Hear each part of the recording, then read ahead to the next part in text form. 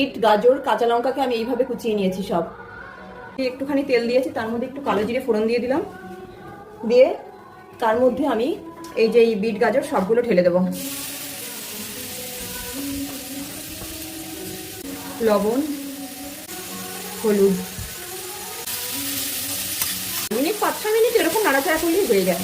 Bit গাজরটা কাঁচাই খাওয়া, আর তার সঙ্গে পেঁয়াজটা একটু বাদে দেবো। পেঁয়াজটা যেই রস গলবে নামিয়ে দেবো, কারণ নাহলে পুরো শুকনো হয়ে যাবে বলে পেঁয়াজটা শেষেই দেবো। এই যে দেখো এরকম হয়ে গেছে, এই অবস্থায় পেঁয়াজগুলো দিয়ে দেবো।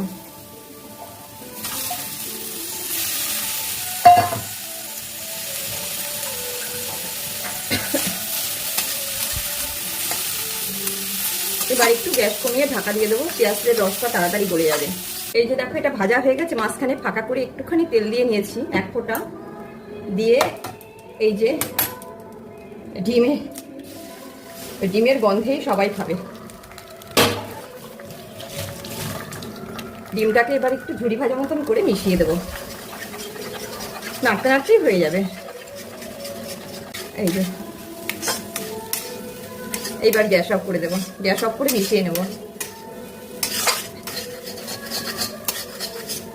ব্যাস, রুটির একটা হেলদি খাবার হয়ে গেল।